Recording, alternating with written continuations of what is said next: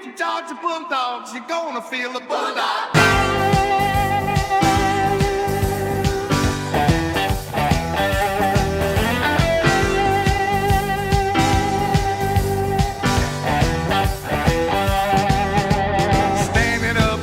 September till the 1st of June.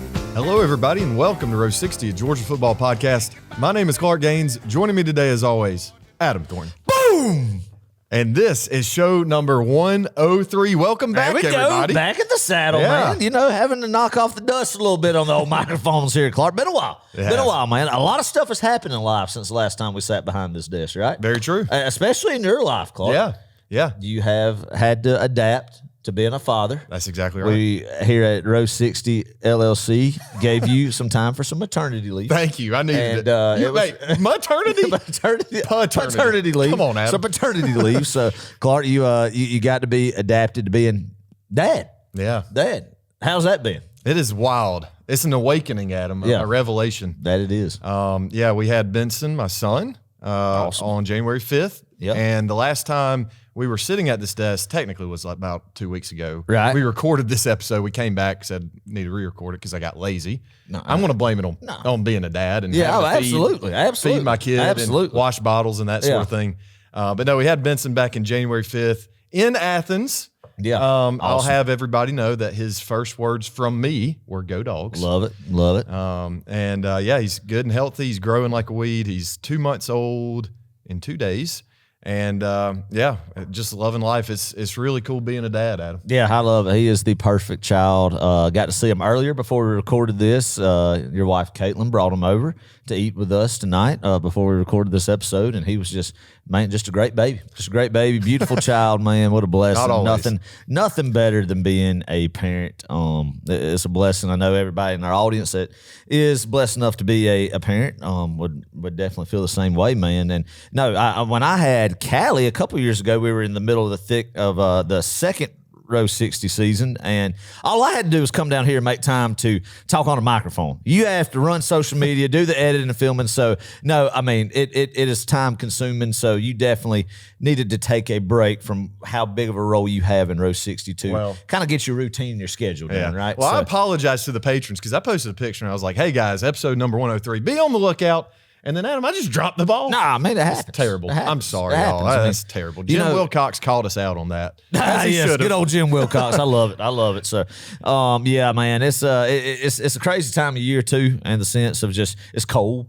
Yeah. This winter, Clark, has and I know Rich Beck's just laughing at us right now if he's listening to this, talking about like, what do we know about cold? We really don't know anything about cold compared to our Northeast Bulldog brethren and what would you call them? Cisterns?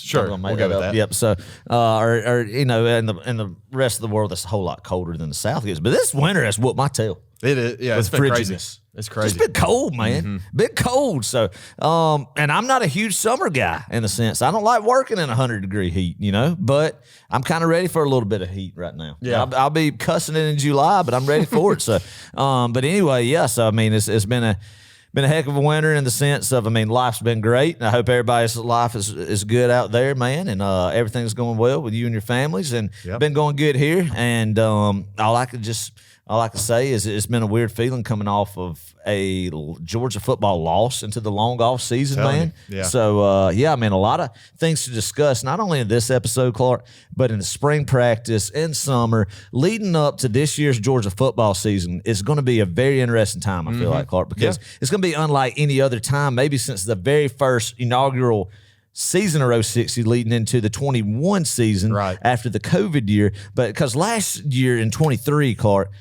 you lose to Alabama, you're like, dadgum, if we just beat them, we're going to the national championship and winning it again for a third straight year. But then we go out, we play Florida State, run them off the field, 60-33. So you're fired up. We're good. We just had a blunder against Alabama, But this year, it was a little bit different feeling. Still make the playoffs, win the SEC, which is amazing, man. And so I'm excited about this all season, keeping up with the progression of spring practice, summer, man, and seeing what we have come fall. So for sure. Let's crank it up. Yeah. So on this episode, we're going to specifically talk about what went wrong wrong for Georgia in 2024? In their SEC championship season. That's right. What went wrong? What went wrong? Championship season. Yeah. It's kind of crazy to say that. Yeah.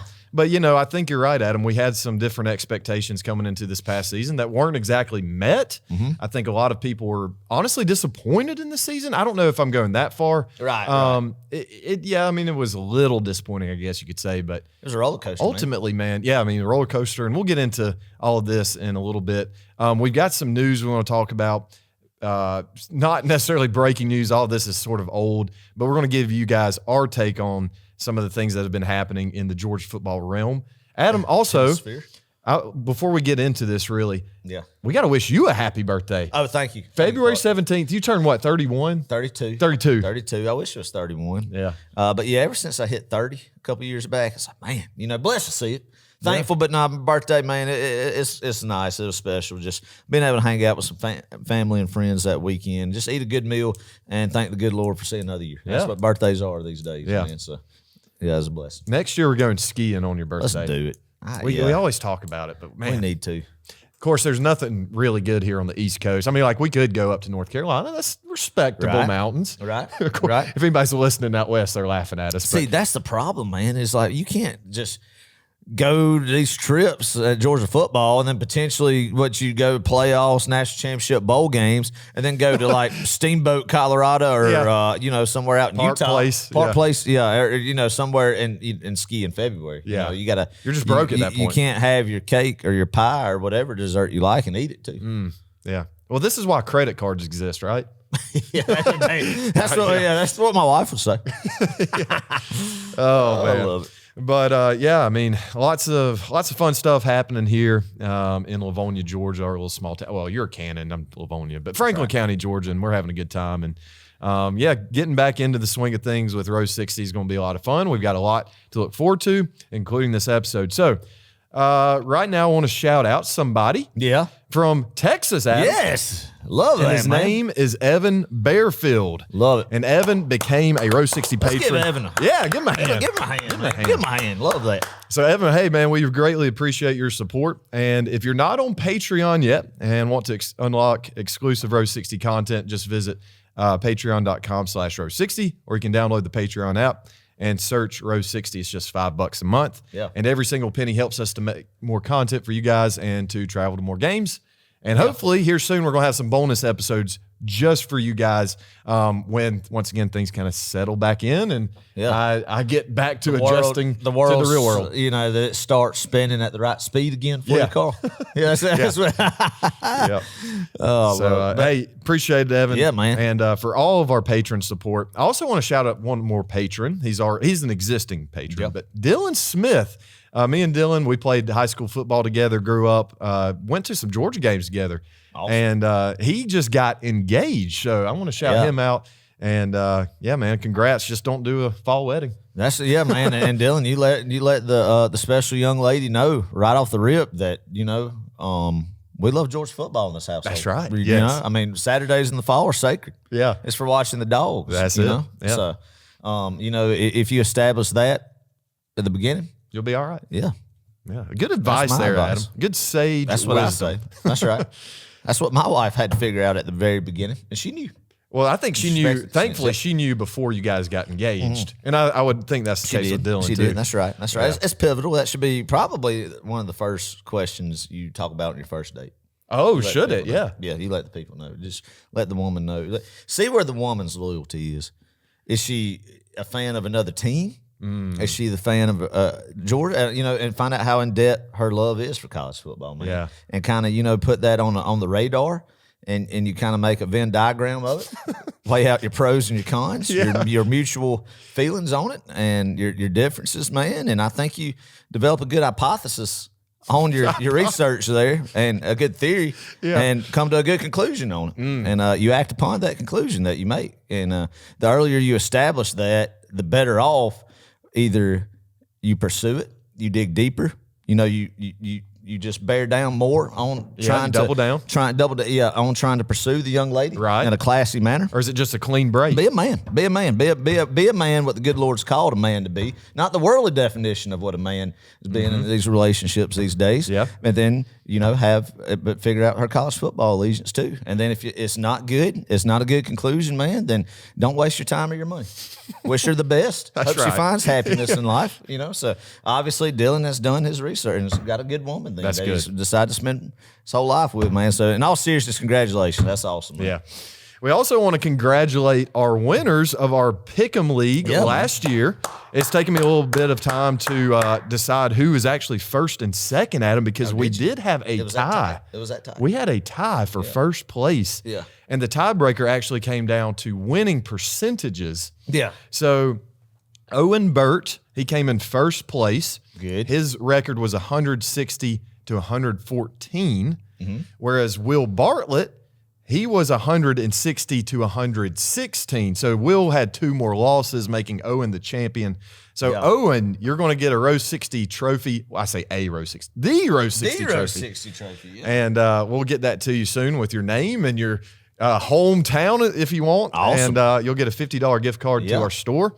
You can get a nice hat or a cup or a sweatshirt. Yeah. Although the sweatshirt may not be useful in the coming months, but maybe for next year. That's right. And you'll also get a virtual guest invite to be on an episode with us, Owen. So congrats to Owen Burt, Will Bartlett.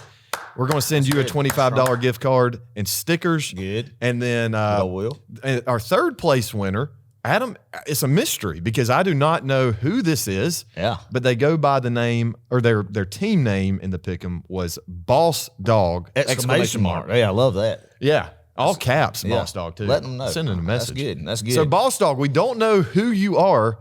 If you would please send us a DM on Instagram or Facebook or something and let us know, reveal your identity, please. That would be great. And we'll send you a $10 gift card to our store and some stickers as well. And next year, maybe we'll raise the stakes, Adam. yeah. Maybe from a $50, we can go $55 gift card. That's right. And give Top Boss winner. Dog a $25 gift card instead of a $10. We're sorry. We're, I'm like, we're where are you going to unlimited. get it though? $10 at Row 60. Out of your pocket, Adam. That's right.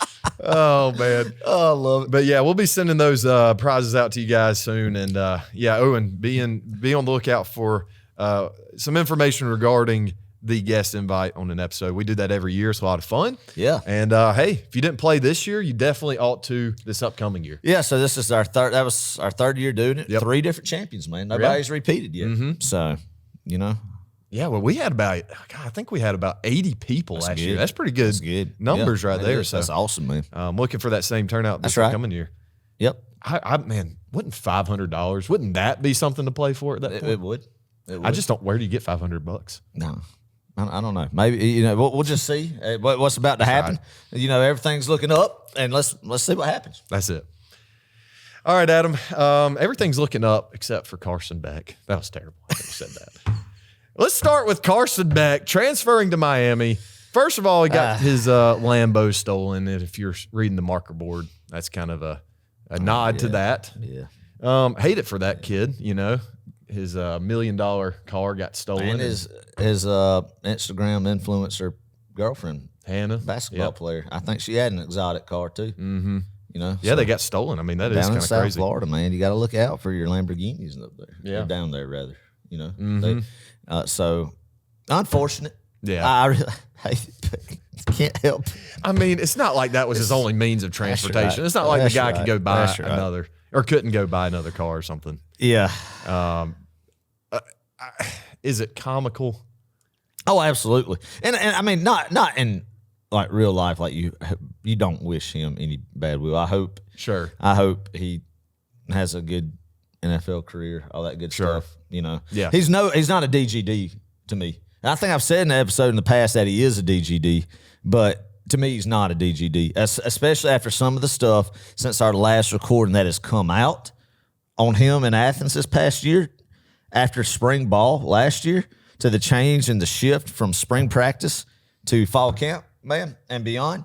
He lost DGD status in my book. Yeah. But I mean, still hope that he has a good NFL career.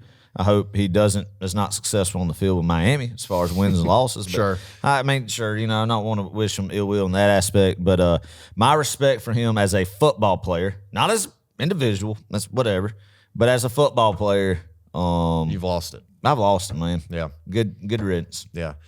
He's chasing the $4 million and more importantly, his Instagram girlfriend, Hannah Cavender. And I mean, whatever. I think what this goes to show is Carson was never that serious about the University of Georgia Last year. Yeah. And I know, he stuck around. He waited his turn, and we'll get into this a little bit more in depth later. But, it seemed like he was doing the right thing. And then this happens, and I'm like you, Adam. I've lost total respect for him. Like you said, as a football player, not necessarily an individual, whatever. But it just, man, I don't know. It's bad. It leaves a bad taste in my mouth. Yeah. Thinking about him. And, and that's in any normal person, whatever. Yeah, if you have a chance to go make $4 million and go live with your Instagram model girlfriend, whatever. I mean, sure, whatever. That's your thing. Great, Mm-hmm. But as Red and Black Glasses Down to Earth podcast as we are here in Cannon, Georgia, at row 60. Heck no, man. Yeah. And I said it from the beginning I said it from the beginning of the year, Carson Beck to me, and that's fine. You don't have to be like me, Clark. You don't have to be like you. Yeah. You don't have to be like us. That's what makes the world go round, is different people. But I just knew from a personality standpoint, it just seemed like, looking from the outside in, he wasn't what I would consider one of my favorite Georgia quarterbacks from off the field stuff as well that you hear about him and whatnot. But that's fine, whatever. That's him. Wish him happiness and all. But yeah, a lot of things that came out. No DGD status there, and just stinks that had to go on this past year, man. Especially after how 23 ended and what he looked like last spring. The reports of him last spring dialed in. Well, there's an important key piece in a timeline between spring and fall practice, and that was his relationship with girl, man, and that women since the beginning of time. Oh boy, here we go. Since, Who knows where this is? Since Adam and Eve were in the garden, man, we all should be running around in the nude in the garden together, living the perfect life. But Eve had to go. So we're blaming this on the women. Yeah, Eve Adam, had you to better go. be careful. Eve had to go eat the apple. Persuade Adam to eat the apple, and then ever since then, I'm not going to comment on this. No. I'm just saying that just. I'm just kidding. Oh my gosh! Yeah, Carson though, good riddance, man. I mean, whatever. It's on to the next guy. On the next guy, whatever. And whether that's Gunner good for him getting us $4 million, man. Yeah, whether that's Gunner or Pug that steps in next, I think both of those guys love the University of Georgia, and I just never got that from Carson. Nah, I don't know. So we'll move on from that situation, and let's talk about some guys entering and leaving the University of Georgia. We're talking about specifically transfers here. And let's talk about guys coming to Georgia. Yeah. Let's start with that. Zion and Zachariah Branch from USC, Adam, two pretty good additions. Zachariah is the main one here. Yeah. Are they twin brothers? I don't know. I don't they're know. twins. Are they twin brothers? I don't really know. I need to do a research on them. But Zachariah is insane, or he was at least at USC, and he has a lot of what's the word? Like twitchiness. Yeah, good punt return guy. Very good punt return. Yeah, good punt return guy. Yeah, playmaker guy. A guy that you like to get the ball in space to see what happens with his legs. Like one of those guys that we need to utilize on offense this year. I was thinking this is kind of off. I'm going off the rails just a tad bit again. Then we're going to get back on real quickly. We never got a guy like Travis Etienne in space. Yeah. You look back at like him. I mean, no, I know he's banged up sometimes, man, but a playmaker like him and a burst that he's got with his legs, man. We just did felt try. like we couldn't execute it, man. Exactly. But anyway, Well, proceed. Hopefully, a little hint to the latter portion of the episode there. And then Noah Thomas from Texas A&M, Adam. This is the guy I'm most excited about coming into Georgia and playing. He led the Aggies last year with 39 catches for 574 yards and 8 touchdowns. So pretty good production. Not anything insane, but he's 6'6". And Adam, I think we need that at receiver. I'm going to save most of this chatter till later, but I think he'll make a great X receiver and do what would have been Ra Thomas and or Colby Young this past year. Yeah. So we got that good addition, though, in Noah Thomas. And that was a huge missing piece of the puzzle that I underestimated. not having Thomas and Young be able to play all year. Thomas none, Young a majority, 3/4 of the season, and not having that just big, physical receiver at the X position. I think that hurts. So being able to go out, open up the pocketbook, because these kids right here are coming to the University of Georgia because of Money. I mean, let's just call it like it is. Oh, I mean, yeah. I'm sure obviously it helps with the draft picks that Georgia has in the league and all that good stuff, man. But it's definitely money, and us for the first time, I feel like going out and opening up the pocketbook for big time transfer offensive playmakers, skill guys, right? Yeah. So, it's something that we saw that we lacked in the wide receiver room last year in James Coley's room. And so to go out and try to fill some voids. And I'm happy about that, man. Yeah. It's something that we talked about at the end of the season, and they went out and did it. So, I mean, these guys, a lot of people in Butts-Mehre building going into spring ball, very excited to see what these guys can do. Hopefully they stay healthy and live up to the hype and to the pay that they're receiving. For sure. We are losing Anthony Evans.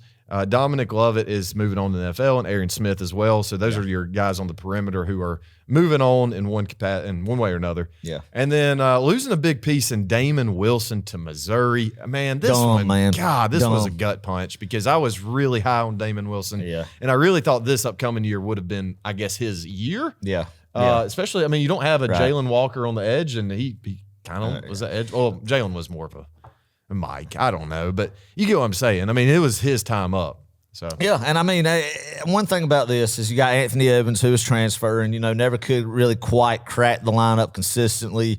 Had a punt, was a punt return guy that we saw first off in the 23 SEC championship, and then return punts all last year, and just kind of saw the writing on the wall, I guess, and whatever on that transfer. Dominic Lovett, thanks for the 2 years he had. I mean, I wasn't an overachiever, but had some decent moments. Solid, consistent. I mean, I'm thankful for his contributions this time at Georgia. Aaron Smith, though, man, might be a controversial take on my part. DGD. Yeah. Really love Aaron Smith. Thank you, Aaron Smith, for the time that you had at University of Georgia. I know there's some rough moments and a lot of criticism, and probably some deserved criticism at times. But what he doesn't get praised enough that I want to say is how he just year after year with open transfer portal stayed at the University of Georgia, tried to improve his game, man, tried to be a leader in the locker room, and was committed to Georgia. And as diehard fans like us who's grown up in the state of Georgia and love the University of Georgia, that's the type of players, especially in a new world of college football, that we love seeing. And I want to appreciate when their time is done at University of Georgia. So that's why I want to say that about Aaron Smith, Clark. That catch in the Mercedes-Benz against Ohio State. Man, I mean, what a legacy in that. And that one, just that one. That one made up for any dropped catches in my mind. And I mean, he had the right attitude. His exit interview talking about that this team was not as tight-knit as 21 and 22. Yeah. And it's something we'll talk about later. And kind of saying, at the quarterback position, the lack of leadership there, just calling it like it is, man. I appreciate that and the honesty of that before he left Athens, man. So thank you, Aaron Smith. Damon Wilson, that, like you said, Clark, frustrating situation. Allegedly, his father got involved, wanting to get a bidding war, some stuff. I think he was going to go to Ohio State, asked for just too much ridiculous money. Ohio State basically said, nah, he was stuck. Missouri offered it to him, man. Crazy. I heard that Trayvon Walker, the number 1 overall pick in the NFL draft, and Nolan Smith, Super Bowl champion, who has developed into an absolute freak on that Philadelphia defense. You had both of those guys call you, Clark, as a young college football player and say, hey, man, we stayed at Georgia. Look where we're at. You need to stay at Georgia, too. You have the chance to do this. And, yeah, I mean, he can still do it at Missouri, but just look at what Georgia produces, man. If you stay in this system, in this machine, what it develops you into. And he got those two guys who didn't have to do that, but they love Georgia and thankful for what Georgia did for them, to talk to this young man and say, hey, you need to stay here, man, and be a dog. And he just kind of, that didn't, register. He didn't take that to heart, and he wanted to leave and go to Columbia, Missouri anyway. My thoughts on that, man, good luck, but good riddance. Yeah. I don't want him in there. That doesn't mean anything to him for guys like Trayvon Walker and Nolan Smith who have walked the walk, man, and done what he's trying to do, and it's just exceeding in the league. So whatever, man. You hate it, but it is what it is. It is what it is, indeed. We are keeping Dalen Everett. I think most improved player defensively. Some would Yeah, I mean, no, a great end of the season, man. Absolutely. I think it should have a heck of a 25 campaign. Yeah, we're also getting back, Adam, a weapon in Brett Thorson. That's huge, y'all. Yeah. I'm telling you, Brett Thorson, a healthy Brett Thorson is an asset to this team. He is. And then Dylan Bell. Dylan Bell coming back for another year. Yeah, man. And I think that's a smart move by him. I thought he was really going to break out this past season, just didn't quite happen. I don't know. So, Well, I think Dylan Bell, the past 2 years, Clark has had to face some adversity in the receiver room and what he's been asked to do. Yep. In 23, having to really take a lot of time and reps away from the wide receiver position at running back. Yep. And even last year, maybe not getting to play his natural position as much at wide receiver because of Ra Thomas and Colby Young, what you alluded to earlier, man. Yep. So hopefully this year with guys like Branch and Noah Thomas coming in, that Bell can kind of get plugged into his natural spot where he needs to be at, man, and have a great last year at the University of Georgia. He deserves it. Another guy I really like. So. yeah, I'm pulling for him. Adam, we want to congratulate our Philadelphia Philly Dogs. Golly, is that not awesome to watch? Kansas, not only do you get to see all those Georgia boys get a Super Bowl ring, but you also get to see Kansas City go down. Sorry, any Chiefs fans out there. That Clark was special to watch. I hadn't got into an NFL game like that since the Super Bowl with the Falcons and the Patriots, which was awful. But no, I mean, being able to cheer for the Philadelphia Eagles because of the Georgia Bulldogs and how they embrace that they came from Georgia. Yeah. Like their social media, Philadelphia does. Jalen Hurts said that he thinks that success on defense is attributed to the Georgia factor. And he's right. Jalen Hurts said that, and he's right, man. And it shows again how special not only football players those guys were, but the attitude and leadership that N'Kobe Deans, Nolan Smiths, man, had out there, and Jordan Davis, of course, and then you get the talent of Jalen Carter and Keely Ringo and those guys. So being able to all be together and take what they learned and developed in Athens. And one more, Lewis Sing came on there at the end. Yes, I mean, heck, yes.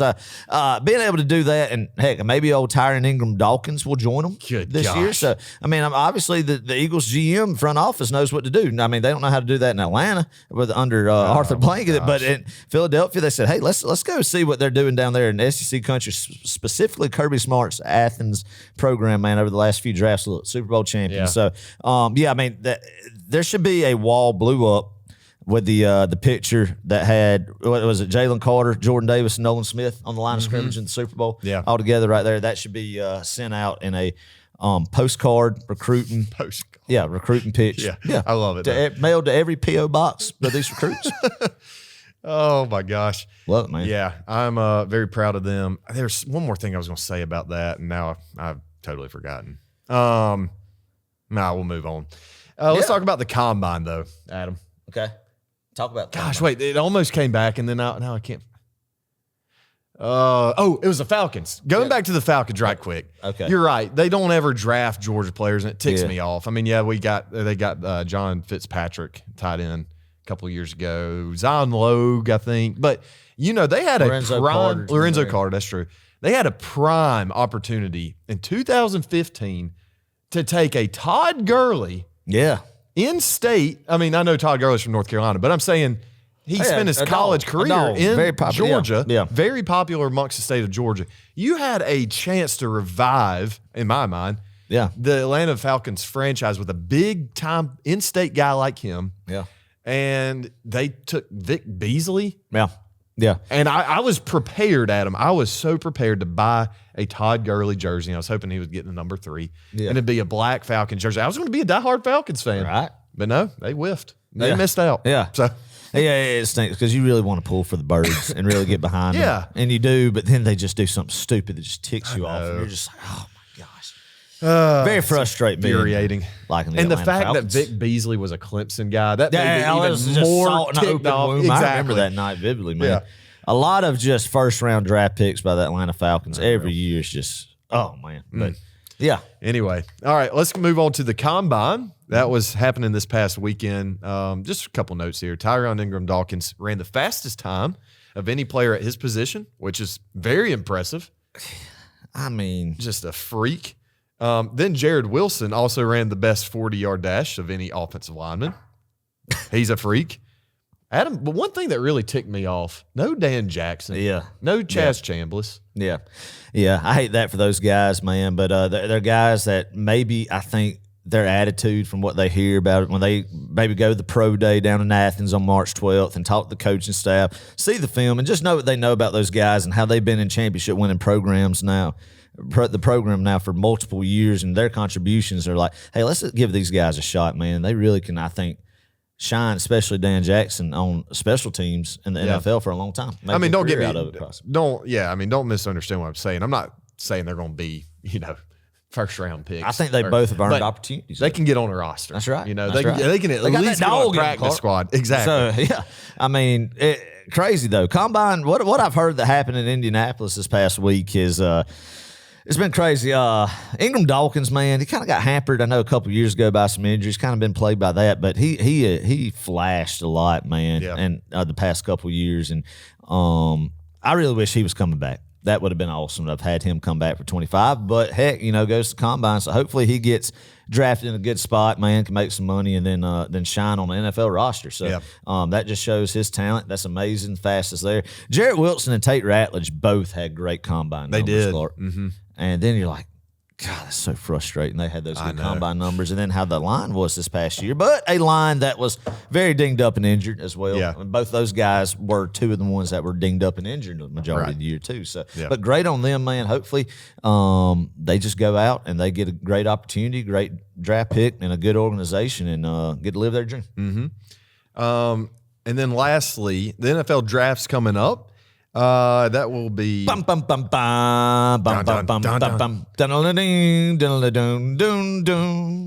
and with the first pick of the NFL draft, who's the first pick? Tennessee Titans. Tennessee Titans select Adam Thornton, DB, University of Georgia.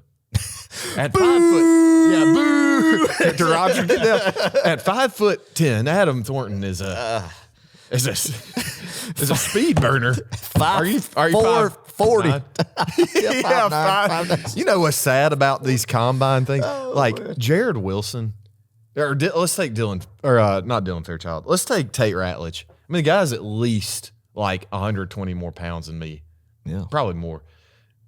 He ran under a 5 flat, right? Yeah. I mean, I don't think I could run a 5'4" right now if I tried. No, that's insane. No, I mean, there's just it's different. It's amazing. It's different specimen. Yeah. That's why they're in Indianapolis, and we're not. We're here in Canton, Georgia. Yeah, that's why we're here behind microphones, making peanuts, talking about these 18 to 22-year-old guys. That's right. Oh man, I love it. But yeah, the NFL draft is coming up. It will be April 24th and 26th, and when we get to that point, that's when you get summer, get out on the lake. Yeah, it's not so bad.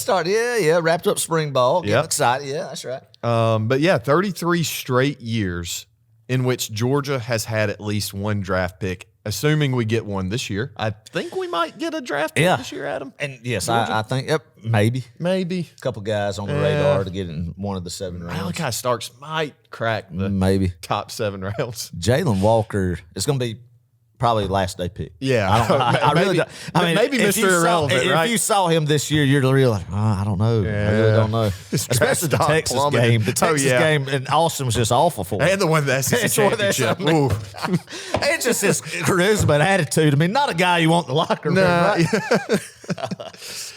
But sarcasm, obviously, for people who are screaming at the car radio right now. But this will make 33 straight years, which is crazy. Which dogs are going in the first round? We're going to assume Malachi, potentially, and Jalen Walker, Michael, potentially, and possibly Jalen Walker and Michael will be the first 2 off the board. I think Malachi late first round, possibly. What I'm excited to see, and I don't care either way. I prefer Jalen more. Is who's going to go first between Michael and Jalen Walker. I think you see them switched a lot in a lot of these mock draft scenarios there. So I think it'll be fun as Georgia fans to see who goes after Michael or Jalen first. I tell you, Jalen's my pick, and nothing against Michael. I think he's a great talent, and I think he might be a better NFL prototype. But I would take Jalen because of his versatility. He has so many reps at Mike. Yeah. But you could also put him out on the edge. And I just think the leadership, man, and just the attitude he has. Just a well-spoken guy, just a very I think just great attitude, humble guy. From my time, I mean, from my experience of how he was underutilized in 2023, Clark. Yeah. And you never heard him complain publicly or any rumblings of it. He just did his job, did what he's asked to do. Like you said, switch from inside to outside. Great team leader, man. Great attitude, great talent. Exactly the kind of guy you would want to have a career in your NFL organization, man. I thought you were about to say exactly the kind of guy that you would want to date your daughter. Yeah. That too, probably. Yeah, that's right. Why not? That's right. All right. Let's move on to the meat and potatoes of this episode. All right. Let's talk about what went wrong for Georgia in 2024. We're going to talk about some good, but we're mostly going to kind of focus on the bad, Adam. So we're going to go through this season one more time now that we've let everything that happened in New Orleans and childbirth kind of, just die down. go, in the sense of kind of go over there, and then we're going to close the book. Close the book on 2024. All right, sounds good. I like it. Let's do it. So I do need to talk this. I hadn't really expressed my feelings. Yeah, this is like it's been 2 months since the Sugar Bowl. So we're still grieving, honestly, this past season. I'm serious. This is we're point. SEC champions. That was good. Yeah, this is the point where you kind of come to terms with the reality. It's taken us a couple months to get to this point, but anyway, Georgia finished 11-3, 6-2 in conference play. Losing to Ole Miss and then Alabama, undefeated at home. That's pretty cool. Still got that streak going. We don't have any other streaks. That's right. That one does remain. We had a Butkus Award winner in Jalen Walker. We beat Texas twice, newcomers in the SEC. And, Adam, we were SEC champions. Yeah. Yet, it feels like we underachieved this year. Because we're spoiled. We are. Because of what Kirby Paul Smart has done in Athens, where we're at. We're spoiled as a fan base, man. What we had in 21, 22, never coming back. Yeah. But if you were to take that 11-3, 6-2 in conference, you're going to go undefeated at home. You're going to have a Butkus Award winner. You're going to beat Texas twice, and you're going to be SEC champions. If you took that, packaged it all up, and you took it to a South Carolina fan, a Missouri fan, a Florida fan, a Tennessee fan. Yeah. Oh, yeah. Well, yeah. Well, we're going to hang a banner of a championship too, but I mean that would be a historic season in their program, man. And this. It was not a letdown year to me because of a SEC championship win. Yeah. And, you wanted to go deeper in the playoffs, win a national championship. You're a preseason ranked number 1. So that's where you go high, low about the season and everything. And I think the close games that you could have easily been 8-4 and not made a SEC championship. Yeah. But you didn't. You did what you had to do to win some of those close games. And, it was just a roller coaster of a ride. And, a lot of highs and a lot of lows. Yep. So let's go through the season game by game. Yeah. And kind of, once again, just generally skim over these and talk about what we remember and whatnot. So let's start with Clemson. Yeah. And that was a great game. It's Chick-fil-A kickoff or whatever they call it in the Benz. Yep. And I remember we were riding together out there going to Atlanta, and I just kept telling you, Adam, we really may play in the Dome. I still call it the Dome, the Georgia Dome. We may play in the Dome 4 times this year. Yeah. And that would have been one, SEC championship twice, 2. Yeah, that is right. Yeah, and then SEC, and then Peach Bowl, and then national championship. Could have been. It could have been. But it wasn't. So anyway, we went out there, kicked Clemson's teeth in. That first half. Yeah. Were we only up 6-3? Yeah, it looked like a defensive slugfest, man. Yeah. Defense came out guns just blazing in the sense of just what you expect from a Kirby Smart, Glenn Schumann defense, Clark. And the offense, it took time to get going. You just thought, they're knocking off the rust. Game 1. Clemson's got a heck of a defensive front. They've known to have some good defenses there in Clemson, South Carolina. So that's what you thought. And then all of a sudden, the offense explodes. London Humphreys does in the second half, man. And Carson looks good, and you whoop them 34-3. You rank Clemson team, arch rival. You beat Kirby's now 2-0 against Dabo, and you're feeling it. You're feeling it. Like, and we were especially. I was feeling because anybody who's listened to us for an extended period of time, we love to hate Clemson. I hate we're not opening up with them again this year. That we can talk about that all off season long again. But hey, beating them by 31 points was glorious. Shows that we are the superior program. Kirby Smart's the superior coach, Dabo Swinney, and head to head shows it. Yeah. So it was a great win. My second, third favorite. Well, probably it's up there with my favorite memory of the year. Yeah, I'm with you. And I think people who would argue that, hey, this offense really struggled this year, especially in the first half, you could use this first half as evidence. You could look at the first half and go, gosh, we really did struggle. Or was it Clemson's defense good? Or, that's when questions really started arising from game 1 about this offense. But then you look at that second half and, God, we beat the mess out of them offensively. And then you're thinking, oh, well, maybe that first half was just a fluke. Well, it's just opening day, man. Yeah. Opening day, just getting in the swing of things. You know, Right. you're facing guys who aren't in red and black jerseys across the like you did in Athens, all fall camp, all August, man. And then finally you knock the rust off, second half comes alive. Let's go. Yeah. Mike Bobo's got it humming. Let's roll. Yeah, 1-0 start, and then we go home to Sanford, play Tennessee Tech, beat them 48-3. I literally do not remember a single play from that game. These are the type of games, man, the cupcake games, the family games that we call them, that you can't take anything away from. You just hope that nobody gets injured. Exactly. That is literally all. You can't take anything away from these football Yeah. games, in my opinion. Is that bad that I can't remember a single play? I do think we threw a touchdown like first quarter. Yeah. Yeah, I'm almost I positive think we did. I think we did. Yep. I don't remember. Anyway, the next week we traveled up to Lexington, Kentucky. That game, man, You went to took that years off my life. Yep. We squeaked out a win, 13-12. And Adam, I do think if you could like pinpoint a point in the season where Georgia just looked broken, this was the game for sure. This was the start at least. And I just remember sitting there thinking, like, we cannot possibly be this bad offensively. It's not like Kentucky. I mean, don't get me wrong. Kentucky plays very physical. We say that literally every single year under Mark Stoops. But there is no reason we only put up 13 points. Yeah, especially how Kentucky turned out to be. Exactly. This year. It wasn't Yeah. the traditional scrappy, 8 to 9 win Mark Stoops team that we've seen in the past, but that particular night, watching it from the house, man, I was thinking, man, it's weird. We can't get a running game established against them. And, Kirby every year says one of the toughest games on the line of scrimmage that they have is Kentucky and Mark Stoops' team. So I was just chalking it up.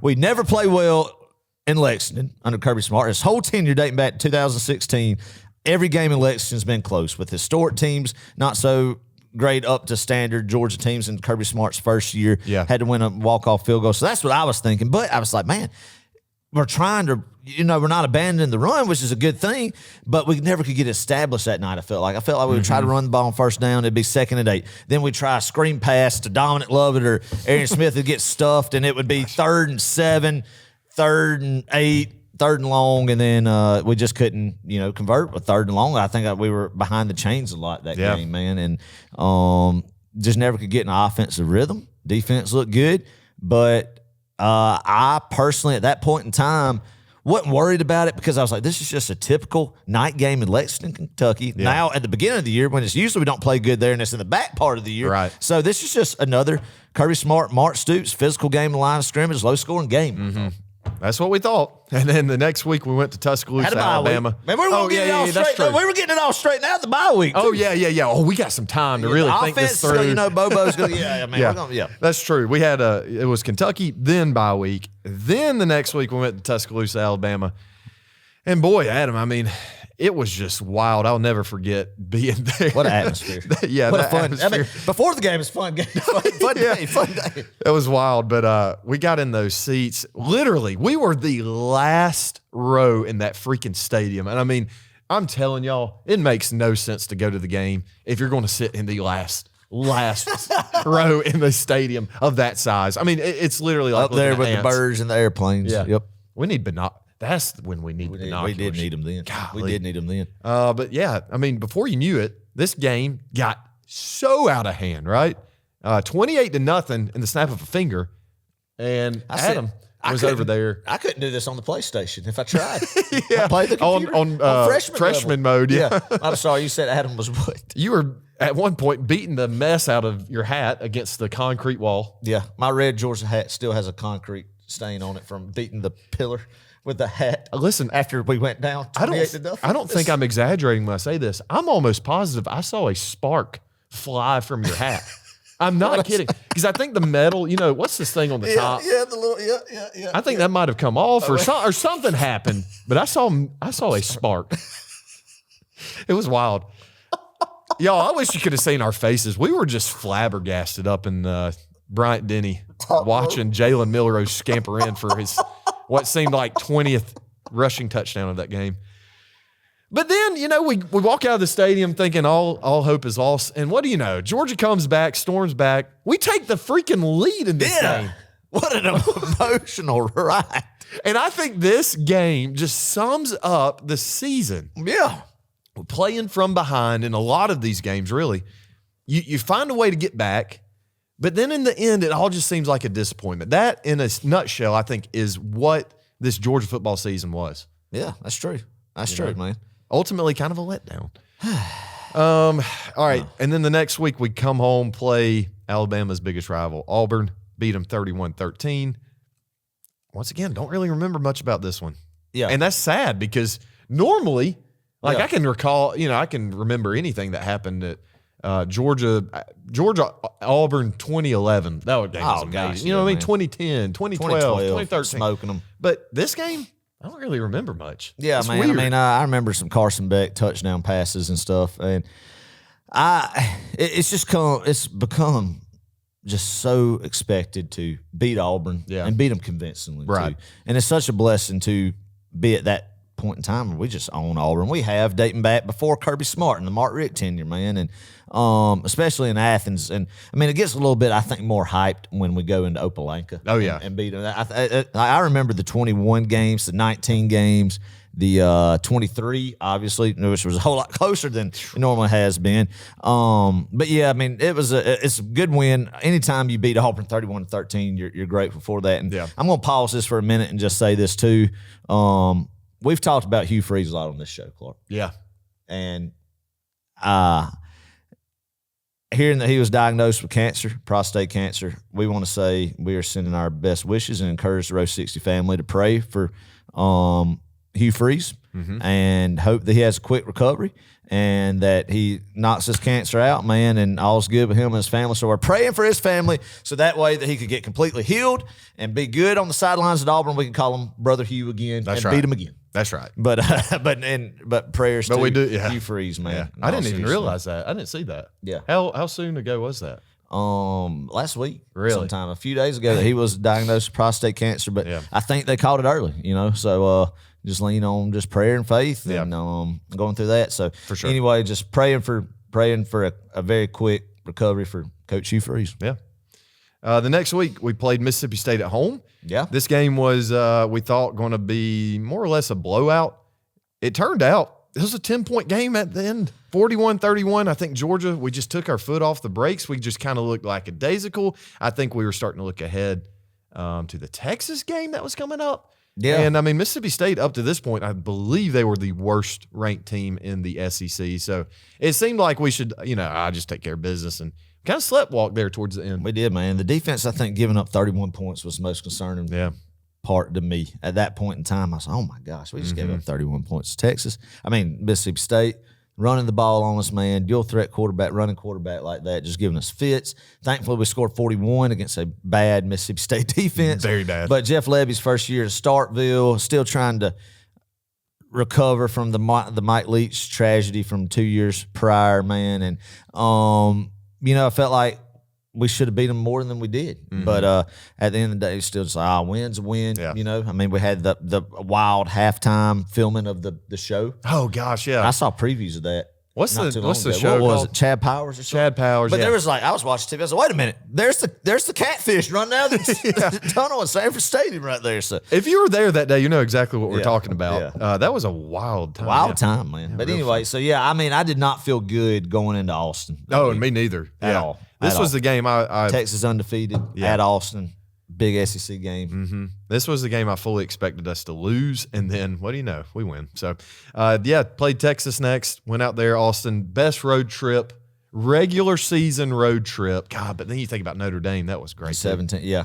But no, this one. That's 1A, 1B. I don't That's know. right. That's right. This one was special, man. It was special. It exceeded every expectation I had going out there. The trip, the game, everything. Yeah. You almost didn't go. I too. almost didn't go, but then Golly. at the end, I was like, man, I got to go to this football game. I would regret this, and I would have. I would have Yep. kicked myself for not. So, thankfully, the plans that we did, we made it as cheap as possible. Yeah. Underestimated the drive from Dallas to Austin with our After flight the booking game? and everything and our plans, but that led to a great life memory, Clark. Oh, yeah. And that's what it's about. Our patrons know about this, but yeah, right after the game in Austin, I mean, it was probably 11 out there. That was so- an 8 o'clock kick. Yeah. So, I mean, by the time game was over, we were getting to our car. We, celebrated, whatever. It was about midnight. And we go back to our to the Airbnb, which is about 45 minutes away. Then we drive about Jump in the 3 pool hours. real quick. Yeah, we jump in the pool, smoke some stogies. Yep. Smoked a cigar.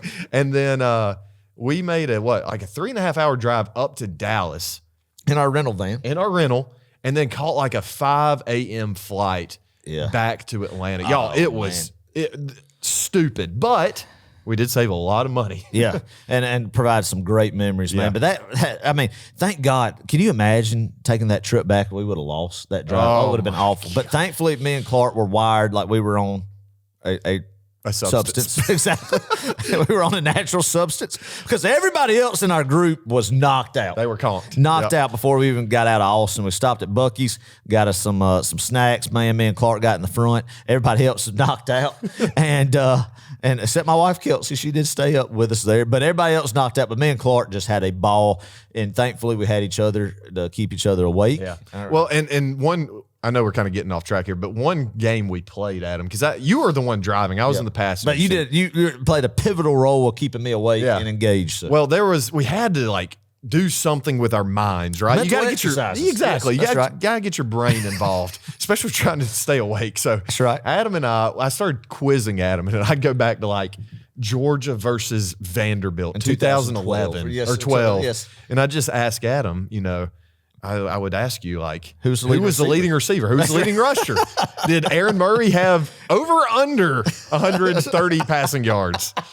And We got a problem. We're sick. dude, yeah. When you break it down like that and tell it to the people that, but yeah, it was great. Yeah. I do not remember the flight home. I do not remember being in the air at all. I went to sleep Yeah. on the runway in Dallas and woke up on the runway in Atlanta. Yeah. Man, That's some of Wow. the best sleep, though. If you're, that's actually some of the worst sleep. It's great if you can recline the seat back a little bit. yeah. But I always feel bad reclining the seat I'm back. telling you know? what, man. I was running on fumes. I was dazing going and when we were pulling into the airport in Fort Worth. So, I mean, just timed out perfect. But great trip. Great game, man. That defense looked the closest it's ever looked to the 21 to 22 type defenses that were just elite that night in sure. Austin, man. And Yeah. So I agree. Highlight of the season. I think it was my second favorite game of the season. Clemson and Texas are right there as the as far as the second favorite game to me. First Texas I game. put yeah. Texas at 1. But Yeah. anyway. Oh yeah, absolutely.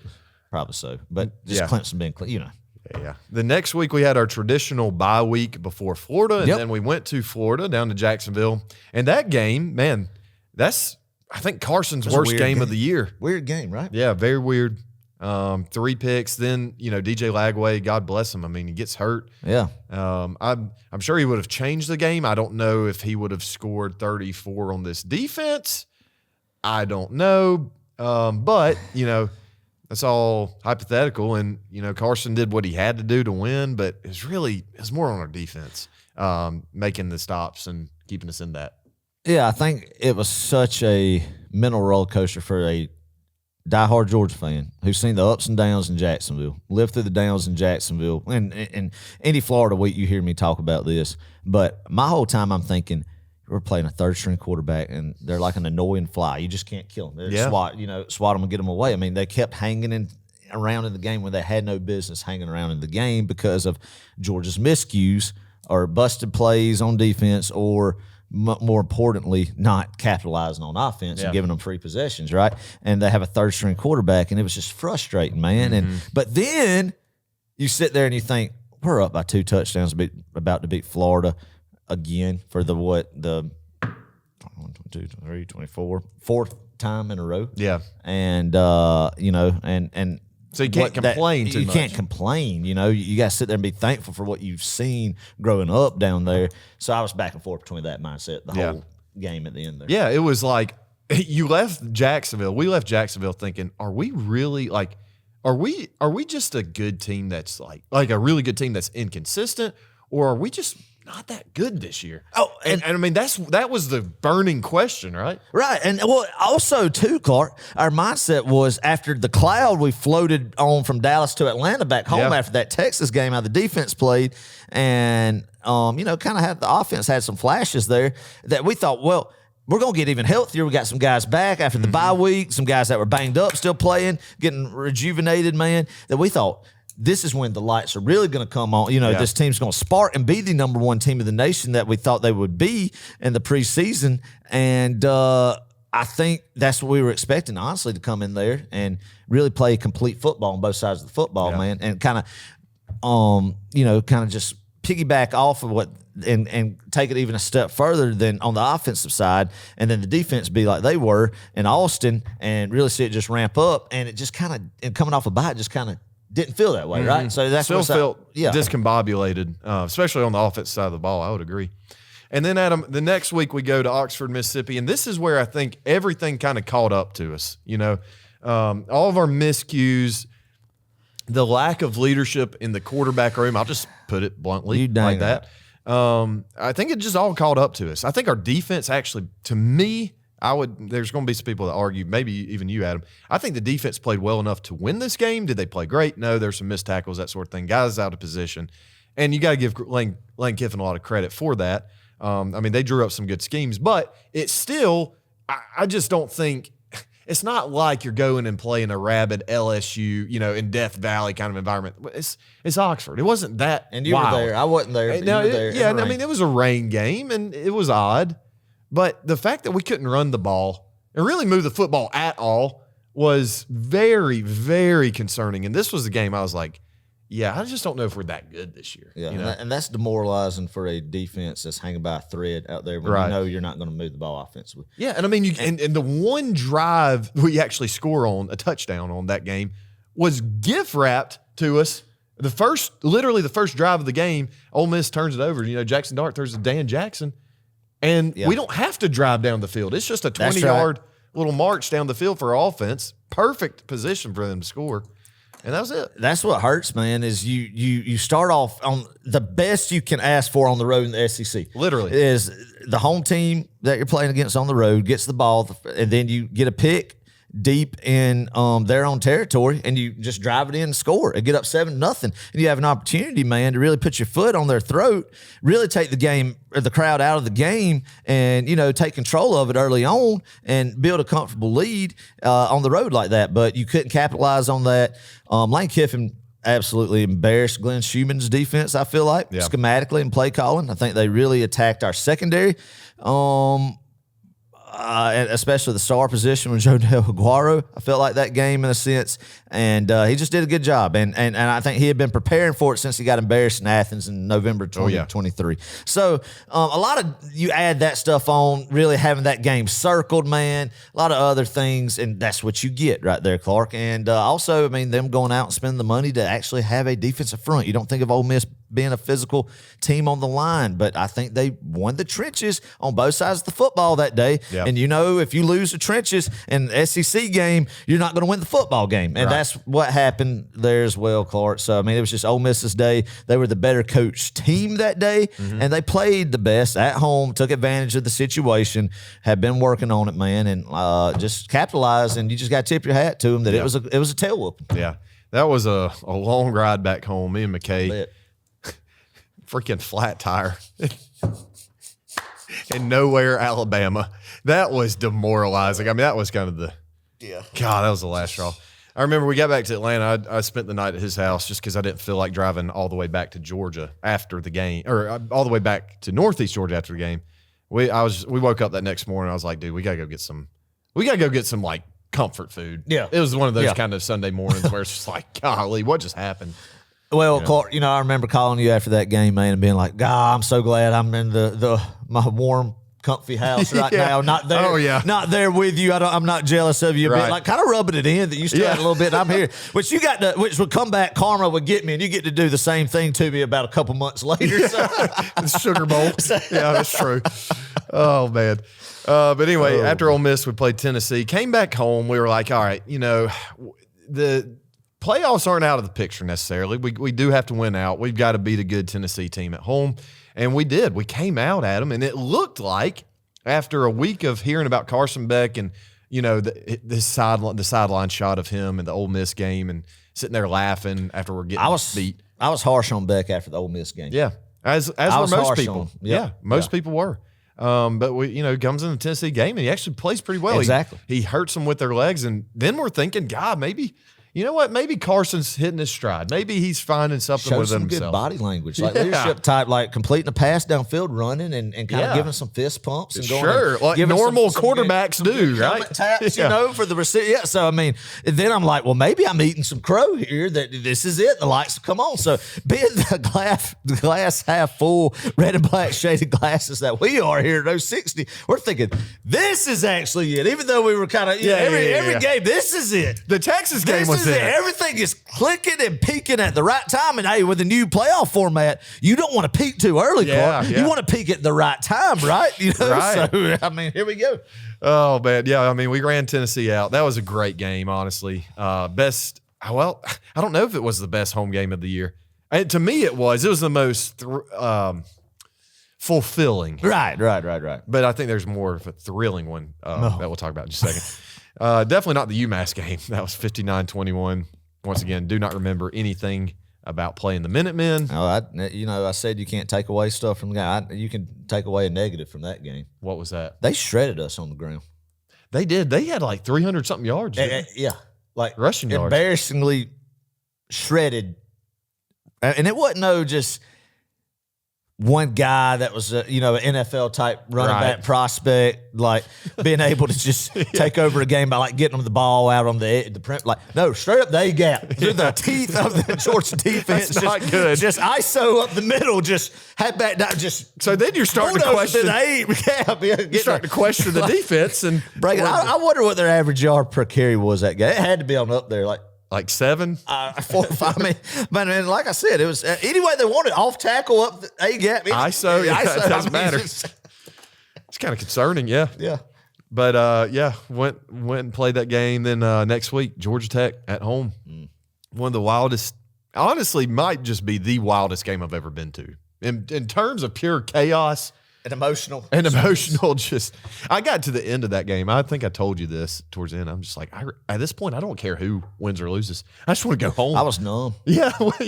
Emotionally numb. But then again, many times we're in an addictive situation that you're consumed with. You're like, this is just not healthy. Yeah. But you keep wanting more. Like, give me another hit of this stuff, Give me another overtime. Put it. Well, you got your wish the next week. Yeah. We went to the Tech, though we beat them. That was great. In the way that we did too. We gave them so much hope. Thank God we won that game. Oh, it was a gosh. blessing to win that game, man. Yeah, Because it was not looking good. Amazing comeback. Cardiac Dawgs, man. Really would have been bad to lose to Brent Key. And the day might come where we lose to Brent Key, and it's just going to be awful. Yeah. But it wasn't last year. I got to tell the people about a quick story. We were at church. This is probably about a month ago at this point. But our pastor, Chris, he was talking about joy, right? And what joy means actually in Christ. And so anyway, he uses an analogy and starts talking about, and there's these two guys in our church, and you may have seen this video before and yada, yada. And I don't know why. I just had this weird feeling it was going to be me and Adam. Because he said, this is what pure joy looks like. Yeah, because he was like, this is what pure joy looks like. And he said, hey, roll the video, whatever. And I just start thinking, oh, crap, this is definitely going to be me and Adam. And sure enough, Georgia Tech, it was the last play of the game. Your mom was recording us. We posted on row 60. Some of you, I'm sure most of y'all have already seen this. But it's our video of us going crazy. Yes. As Nate Frazier scampers in to go up and win that game. Yeah. And my face just turns red, and I just kind of slumped in my seat like, oh my gosh, so embarrassing. Like I didn't want to, because I could feel eyes like looking at me. Yeah, like, what are you doing? I kind of just cut my eyes at you to see if you look at it. Yeah. I had my head down. That was so embarrassing. Oh, man, just great. That's not the first time we've been used as an example. Oh, but the worst part about this, hold up. So the caption read, and I posted this video. In the moment. Literally. Yeah, absolutely. Literally, a lot of emotions running rampant. Yeah, literally, I posted that video 3 minutes after we beat Georgia Tech that night. And in the caption, I said, to hell with Georgia Tech. Because dadgummit, they say it about us. To hell with Georgia Tech. We're going to say it about them. Right. And, I didn't really think. We just beat them in 8 overtimes. To hell with Take that, Brent Key. Yeah. Sit there on that 50-yard line and look at that scoreboard and get like an emotional post made. Yeah. He did it for show. Yeah. Like to go out there there's a term for this called Stephon Diggs moment, because Stephon was the first one to do that. Oh, to like kind of just like To stare at the confetti moment. Yeah, like, oh man, yeah. that's gonna be like, me we're one gonna day. Get their A's next year type deal. Like Yeah, we're gonna yeah. work hard. You'll never have somebody work harder in 365 days. Exactly. Kind of like and then let the tech people rally behind them and Yep. and kind of let the pundits talk about Brent Key and this the competitor that he. Yeah, of course. But anyway, I posted to hell with Georgia Tech on the caption, and our pastor in the middle of the service basically called not Adam and I, it's mainly me because I was the one that posted that video, called me out for saying to hell with Georgia Tech. Yeah, I told him after the sermon, I said, you got to look at the Row 60 IT department about how that got posted right there. And I can tell you, I'm not a part of the IT department. Yeah. So at least one of us. I'm going to start blaming this stuff on Caitlin. Oh, I love it. I love it. Oh, just good fun. Good fun. But we weren't done with the overtimes at Georgia Tech. Next week, SEC championship game, playing Texas, the revenge game for Texas. Literally the weirdest SEC championship I've ever been to. I think you can attest to that too. Yeah, it was. The stadium was not even filled out, and I don't even think it was because Texas couldn't travel. They definitely could have. They just didn't. I don't know what it was, and really, the Georgia fans got into it. We overtook that stadium, but. It was a great game, though, honestly, all around. It's not like we played terribly. Carson halftime got injured, and then in comes Gunner. So yeah, crazy looking back at that game, man. I didn't have a good feeling about it, if I'm going to be honest. Just kind of thought that it'd be hard to beat them twice, even though there's a lot of history and stats shows you that. It's very common for the team that won the regular season matchup to win the postseason matchup as well. And that's what happened in this game, Clark. But like you said, I think the atmosphere of the pregame just didn't have the juice like a traditional Georgia-Alabama 18, 23, 21 matchup, or LSU and 22 and 19 type feel to it. And that was weird at the beginning. And I think that led into a weird feeling going into the kickoff, man. And like you said, Beck going down at halftime, oh my gosh, what's going to happen? Gunner really been thrown to the wolves second half. Tight SEC championship against one of the nation's best defensive fronts and all-around defenses, man. And I think it's very telling looking back on it now that you could reflect over the whole just picture of the season of the spark that you can't. It wasn't made up. There was a spark on that sideline when Gunner Stockton was the quarterback. Oh yeah. I completely agree. And did what he had to do. Had one bad turnover there that almost cost the game, but did what he had to do. Showed very toughness and resiliency to do what he had to do, man, and put up the points needed. And the defense did what they had to do to get in overtime and win that football game. Yeah. So overtime just insane. I know. Just insane. Like I remember looking. I was sick, like physically sick, going into overtime. Like here we go again. Just didn't feel good. Felt like that pick, them going back down there, but them missing another field goal. It's like, man, maybe it's meant to be, but just didn't feel good about it, man. But when we held them to a field goal, because didn't we hold them? Yeah, we held them to a field goal that first their drive, and then when Gunner had that run, about got decapitated. Just wild, man. I know. And then Carson Beck, you got to give him for coming in with one arm at that point in time. I'm thinking, oh my gosh, he's bought and giving the handoff to ETN to win the game. But let me ask you a question. Crazy. So let me ask you this, and I literally just thought about this. Let's go back to the Trevor Etienne. He scores in the SEC championship, wins the game. Are people rallying, or are teammates rallying more around Gunner Stockton, or are they rallying more around Carson Beck? What do you think happened? What do you think was the case? Do you think people were going up to Carson saying, man, you did it, man. Great game. Like, this is it. No, I think congrats, they were going man. Around. Or were they doing that to Gunner? I guess it was Gunner. That would be my thought. I'm not going to take away what the good moments Carson Beck had. Sure. In the sense, but Gunner did a great job as far as what he was asked to do. First, really live bullets being thrown at him in a heck of a moment in a sense, and then to get concussed like that, just great team effort, man. Yeah. And I think my point in saying that really was a passing of the torch moment. Oh, it was. When Carson went down, Gunner. Well, that Hail Mary, not knowing it at the time when it happened, again for the second daggum week in a row, that you get sacked on a Hail Mary prevent. prevent 3-man rush. Oh, my God. Hail Mary attempt. It was, it's regulation in the fourth quarter into Georgia Tech and then going into the half here. Carson Beck got sacked both times. And That's terrible.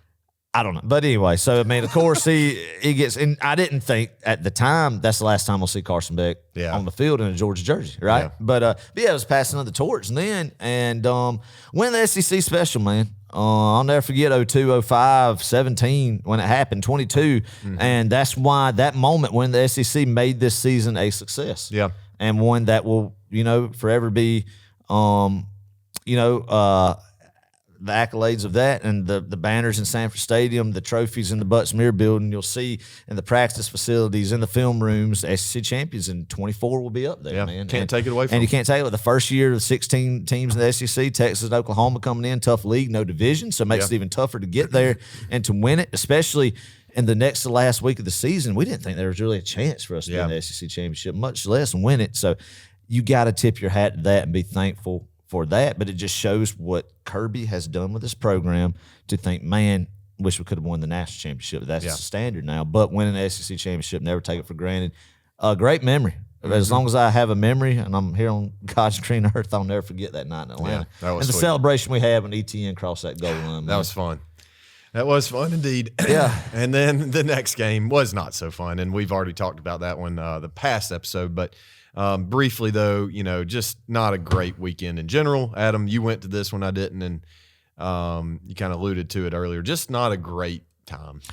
Yeah, I think what was so wild, man, is the cloud you're riding on. You're SEC champions. You're feeling like you get time for Mike Bobo to kind of install a package for, or already has probably, because, heck, he's a second-string quarterback. Any time of the season, Gunnar Stockton's got to come in, and maybe you already have some packages, and now you can really focus and dial in on packages of what the offense could be reshaped for Gunnar Stockton's skill set at quarterback. For you get a bye because you won the SEC championship, and you're excited about that. You saw how the team reacted. You get other guys healthier. The offensive line maybe will get healthier going into the Sugar Bowl, man, and Sugar Bowl, the historic just venue of being a Southern college football fan that I alluded to pre-show before this game, and the excitement of that, playing a team like powerhouse blue blood Notre Dame, it just set up perfect. The excitement of how we got to see those first rounds play out in the playoffs, man, and on college campuses on your birthday weekend,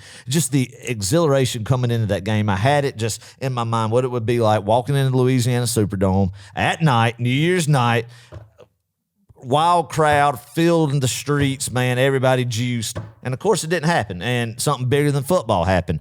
And really two things bigger. Yeah, two things bigger. Sony. Yeah, exactly. So Kirby Smart's father in the critical shape that he was. At the time going into that game, I had no idea how serious that was. Yeah. I heard he had broke a hip, but I did not know that he was, in the critical condition and would later pass away. And then, obviously, the terrorist attacks, and that really puts it in perspective. It's just a silly football game when that happens. But that changed everything. That changed fan schedules, our schedule, everything. And, obviously, there's nothing compared to the lives that were changed of losing family members there and that just harsh attack, man. But, the Sugar Bowl gets postponed today to mid-afternoon. And on January 2nd, and people are still unknown about it. Fans have to go home. Will Snipes had to go home, because schedule and life happens, man. So the stadium is not even 3/4 of the way full. It's in the afternoon. Sugar Bowl is always at 9 o'clock Eastern kickoff, man. Yeah. And the buzz just wasn't there. Walking into the stadium or there, like you said, and then you have that of Sony Smart and that happening. You have Georgia giving off a kickoff return on touchdown for the first time since Kirby Smart's first game in Athens against North Carolina. Yeah. When it happens, like it's just not meant to be, that's a game that it truly was just not meant to be. Georgia's kryptonite on defense was a running quarterback. I did not respect Riley Leonard's legs, but, was Mike Denbrock. I forgot the name of the Notre Dame offense coordinator. Had a good game plan against our defense. Our offensive line, maybe a banged-up Monroe Freeland because he had played very well at tackle, I think, for the most part for what our line played like this year. I think he was one of the more consistent tackles that we had. Played atrocious. I think he was banged slipped up a little bit there, but no excuses there. Could not block Notre Dame's front. Yeah. Just base rush defense, man. Couldn't, again, just offensive woes. Turnovers, I did not think the offensive package was really tweaked at all to kind of utilize maybe what Gunnar Stockton could do. And just not a good day, man. Yeah. And, it's crazy how football happens. Just a couple minutes there at the end of the first half, at the beginning of the second half, the game's just really over. Mm-hmm. Yeah, it just felt super weird and just not our day. And, I was thinking about Kirby, and how tough that had to be, man. I couldn't imagine coaching at that high of a level of game. It'd be one thing if it were a JV game, you just wouldn't show up if that's the case. Yeah.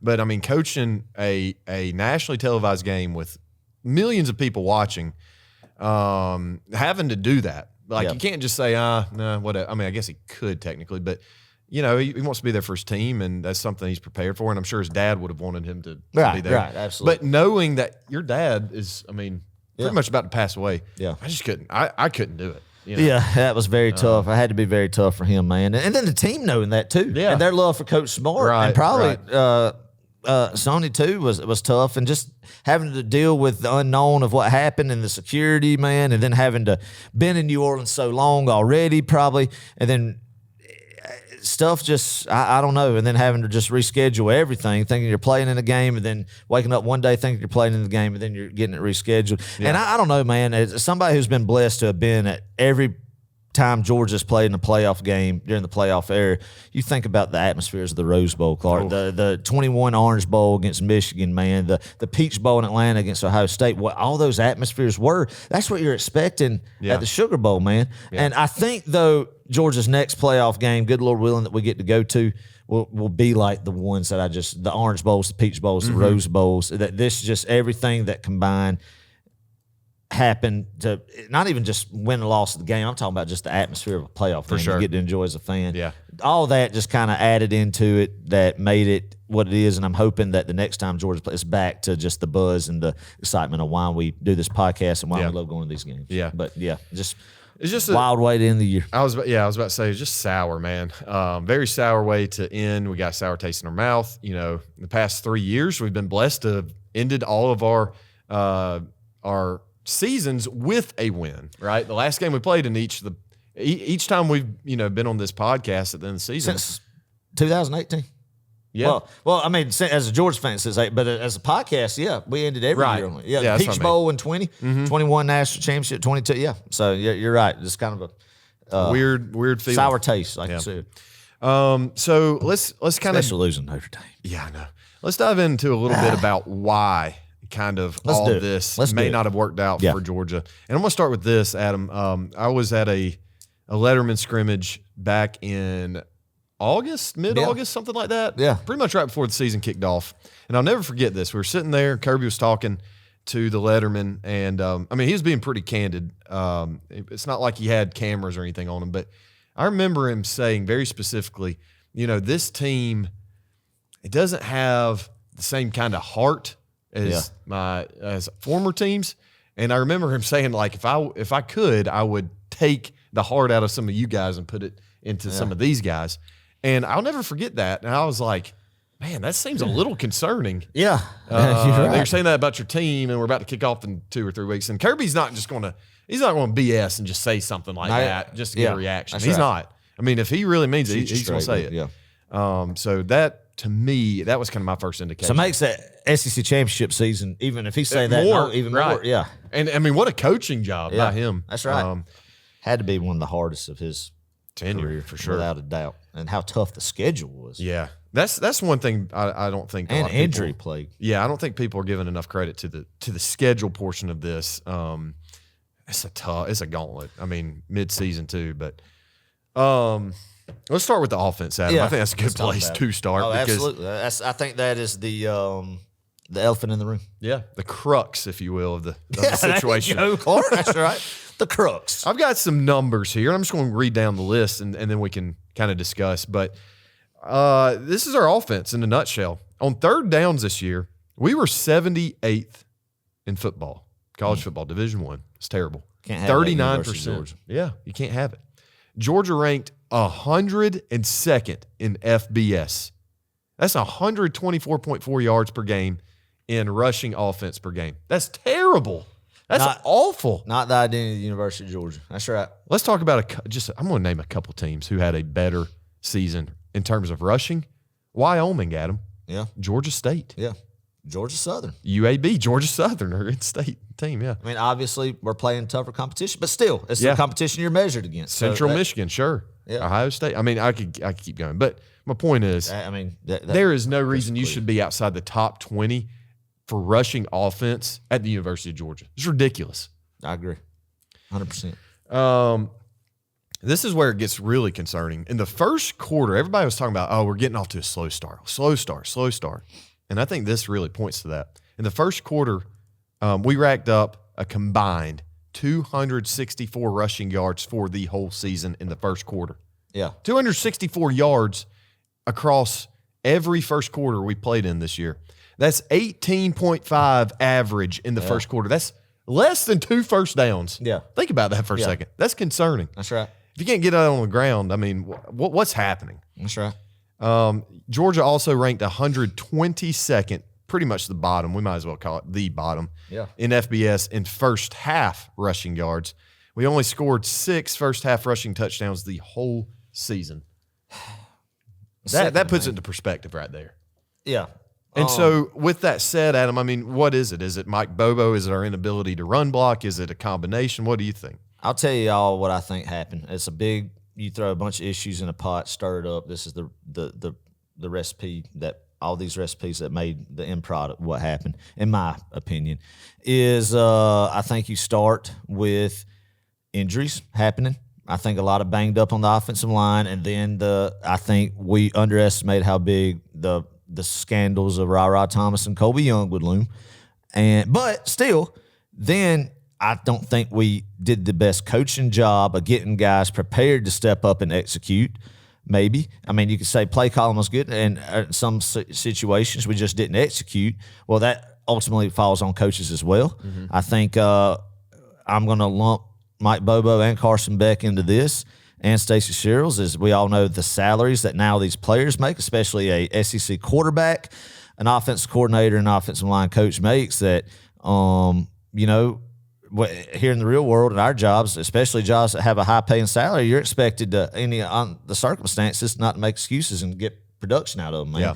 So I think a combination of that and Carson Beck, I think things were clicking in the spring. Kind of leaving, even though you lose Ladd McConkey and Brock Bowers, which was huge, stuff was positive in the spring that you can't replace those guys, but still have a respectable offense, man. And then something changed that Carson Beck, I felt like, wasn't all the way in at Athens, and gets paid that you do as a quarterback in the SEC, but that comes with a lot of weight on your shoulders to perform and lead a team. Not only yes, he had a lot of drops. Yes, he might not have been put in the best positions, but to be that $1 million guy, then you still have to be able to take command and be a leader in the sense of, if your receivers are dropping the ball, let's stay at practice later and get in sync a little bit more. Is it because Carson Beck was going down to Miami and not there that maybe when Stetson Bennett and some of these other guys were having these after practice or pass skills and trying to develop chemistry with each other, that helps with that, they're not in sync, and that hurt the receivers as well because they're not as connected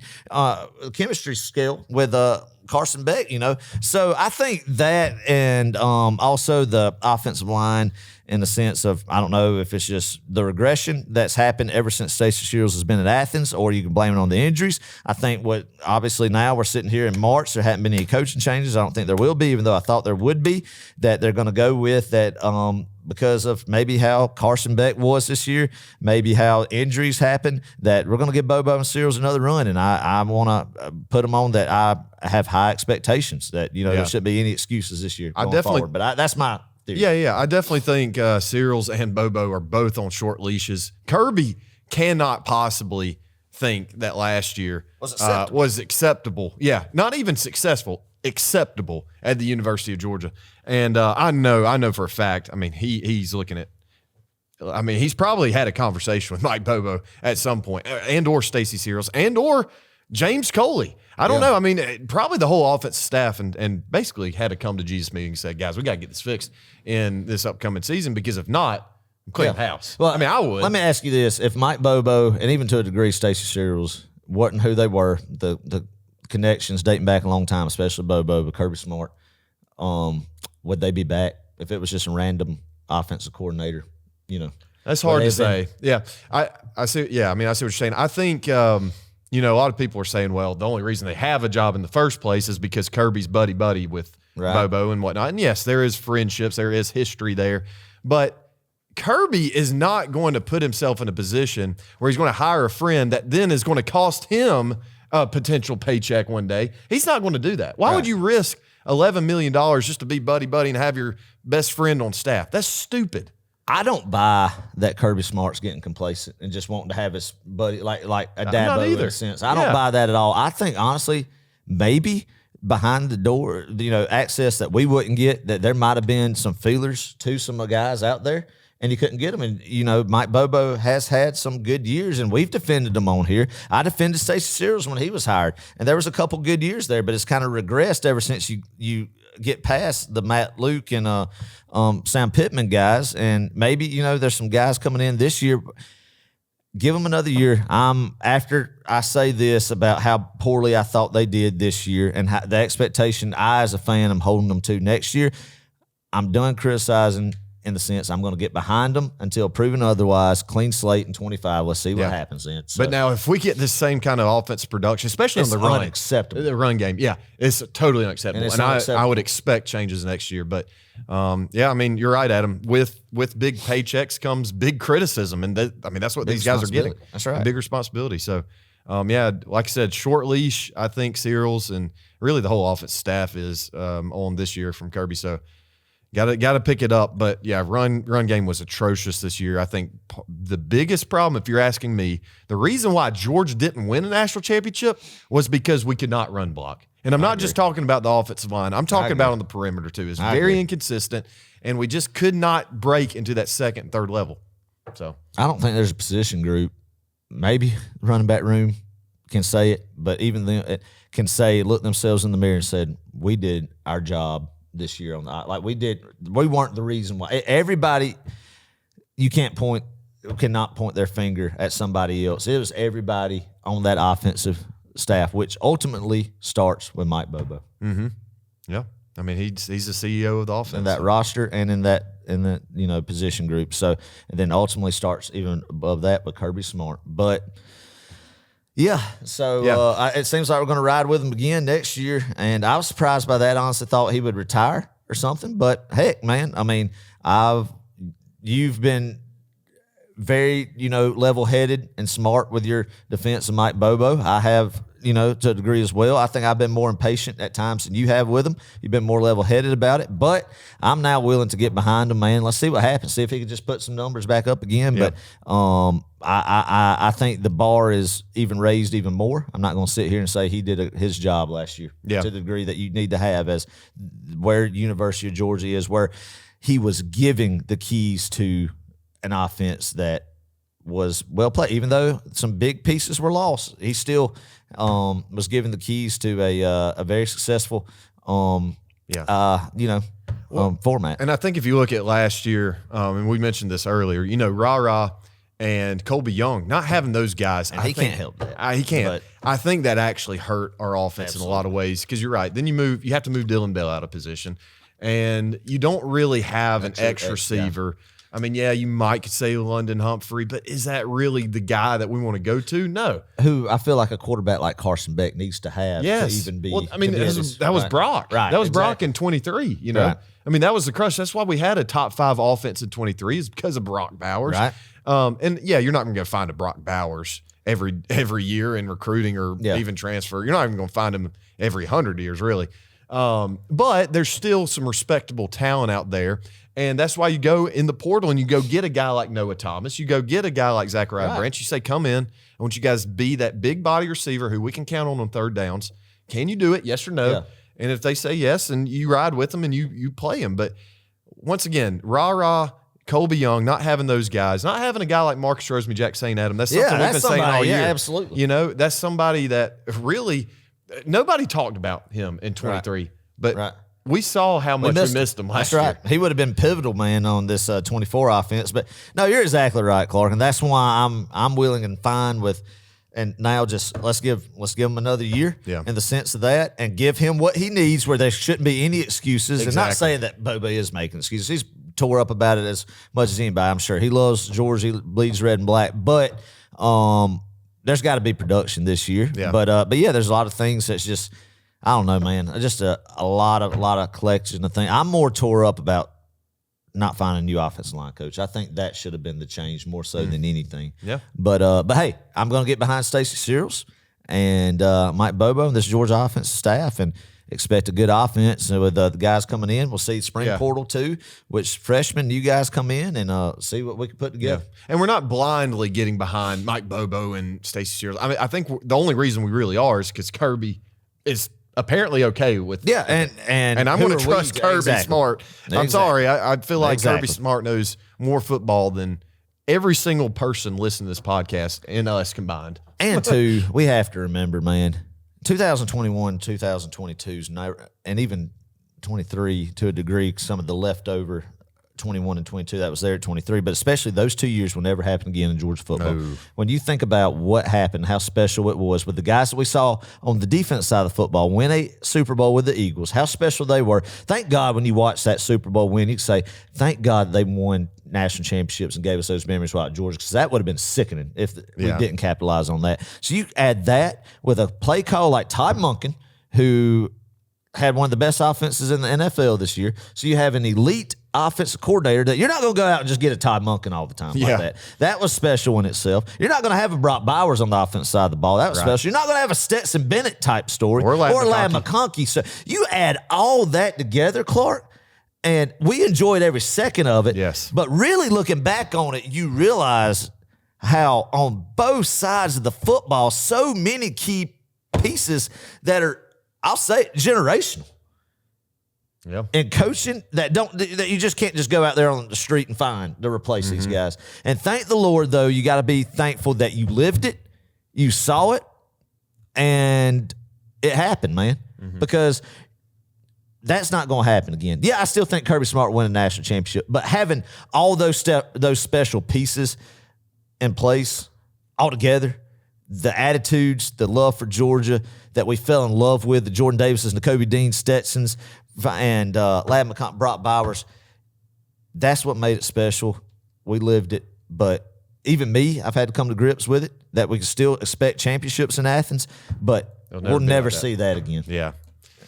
And I mean, you think it, man, that's sad, but like, it's just the game's changing, and we got to change with it as fans, and the teams have to change with it, and that's just part of it. And we can't just go get a Todd Monken. I wish. Oh my gosh, yeah, that would be nice. Well, Adam, let's kind of sum this up, and I think this is a great way of summing up this whole season. And we could kind of tell this mid-season, I would say. Yeah. This team was not as connected as it used to be. And, that's right. Arian Smith, you were talking about this one, this quote earlier. He said, "I don't know if I can say the team was as connected as previous years. The 2021, the 2022 team, we were like brothers. We were very much tighter than this past year. I feel like this past year people were more focused on themselves, Carson Beck, than their teammates. That's not my place to judge people for that." Great Arian quote. Smith. Love Arian Smith, man. And I think that's alluding to Carson Beck. And again, with Carson Beck, last thing, man. I mean, looking at it from you could get where he was coming from, why he wanted to be like that. But was it the right thing? No. He's not a DGD in my book. Don't wish him any bad by it whatsoever. But yeah, I think that was a big reason why what we saw that we were used to with championship attitudes and selflessness that made this program under Kirby Smart what it is. I mean, yeah, Kirby's special, but it's the guys he recruited and some of the guys that he inherited that had not only special talent on the field, but special attitude, leadership abilities. You think the Nick Chubbs, the Roquan Smiths, the Sony Michels, the Jordan Davises, man, the Nakobe Deans, the Brock Bowers, the talent plus, even more importantly, the leadership that's what made this program what it is, and that's what we got to hope that we strike and hit with this next group coming in and guys that are becoming lower classmen, upperclassmen develop into. Yeah. You're Talent right, Adam. will be there at the University of Georgia. You got to have a love for your. You're gonna have to buy something out, but you're gonna have to have that special group of guys that step up and say, "Hey, this is my team now," and be leaders. Yeah, and I think we did have some of those guys this year, no doubt about it. I mean, you look at a guy like Jared Wilson or Dan Jackson or fill in the blank. We had those guys this year. I just couldn't put it together. And Jalen Walker too. Jalen Walker was an epitome of that, but for sure. But yeah, I mean, you got, most importantly, out of anybody on your team, I think it's got to be your quarterback. He's got to be not even just a leader. You got to be a vocal leader, and I think that's what was missing with Carson. I mean, I think back to like Jake Fromm. Jake Fromm won that position in 2018, not because he. No. Well, 18 over Fields. Fields, yeah. Now he also won it over Eason for the same reason. He was a vocal leader as a freshman. He came in. And he took command of the second string offense. I very vividly remember Kirby just getting on Jacob Eason's tail. Yeah. Because, and he said I'm not going to repeat what he said, but essentially he said, you're not doing a good enough job as Jake Fromm is in terms of leading, commanding this offense. And I never really felt like Carson Beck commanded this offense. Stetson did. Do you think it's a theory, or maybe just because we're so diehard state of Georgia, hometown boys, everything, that state of Georgia quarterbacks, like homegrown Georgia quarterbacks at the position and the leadership role as well? Because I think there's something to that. Yeah. I think the only one that you can say he wasn't a Georgia boy that left his heart out on the field was Aaron Murray. Yeah. Stafford obviously was great, had a great NFL career, but was he a true just leader out there? When you look back at his college career, I don't know. More so than Carson, yeah. Oh, yeah, absolutely. But I'm talking about, Fromm, I know he had a last that didn't end as great at Georgia after 19 as you, but I would contribute that to James Coley's offensive coordinator and some other thing. But then you think, obviously, Stetson Bennett, man. But I don't know. It's just, fun discussion, off-season discussion that, But, so that's why I'm excited about a guy like Gunnar Stockton, maybe. Yeah. But Puglisi could be, I think, a great kid, too. Candidate, too, yeah. Even Hudson Mason, David Green, God, I mean, you can just get on the list. Shockley was Shockley a Georgia guy? No, I'm serious, but Hudson Mason had more love for the University of Georgia than Carson Beck ever did. Well, as a player, but then I don't know what the heck happened to him as a radio personality. But, him coming in that 13 Tech game, Clark. Yeah. Down by 20 points in Atlanta. Big. After Murray tore his ACL against Kentucky the week before. Yeah. So, I mean, it's fun time. Another name I haven't thought about in a while? What? Grayson Lambert. Grayson. He's a Georgia boy. I like Grayson. I do too. Grayson, for ending Spurrier's career like that, forever solidifies DGD and he almost perfection. He almost, I think, broke the record for the most consecutive completed passes in a single game ever. He was a good guy. I really just think he was a good guy. Good guy. Do you think Grayson Lambert listens to Row 60? No. We should. Somebody tag him in this. I don't know. Send him a clip. Tell him this is a Grayson Lambert just appreciation right here. Yeah. Thank you for what you did. You know what? The early first start quarterback in the Kirby Smart era. yeah. Dadgummit, you're right. Another guy I just thought about? Who? Bryce Ramsey. When you talk about a guy who had to do whatever he was asked to do, go punt the you realize we were at a spot and we were blinded thinking we could win some, but we had a quarterback as our punter.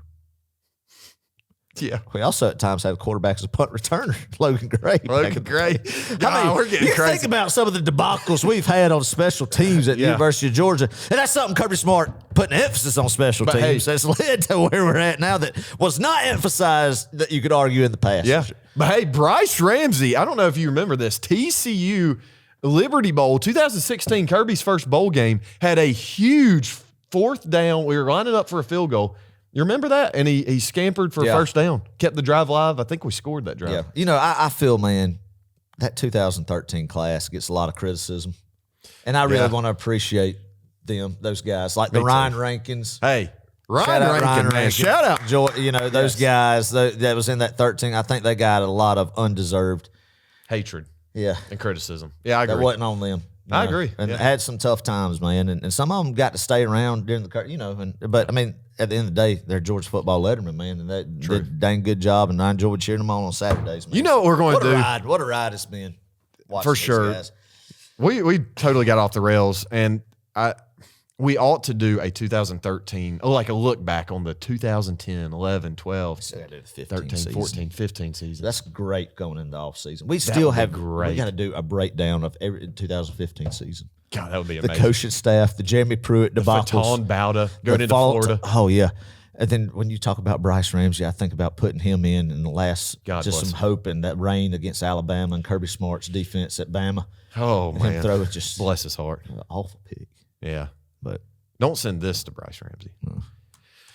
Anyway, yeah, 2024. That's pretty much it. All we got to say about it. I'm sure we'll revisit it in the future, but wow, man. it was a crazy year. SEC champions though. Yeah. Got memorabilia of SEC championships. So great. Roller coaster of emotions. That's right.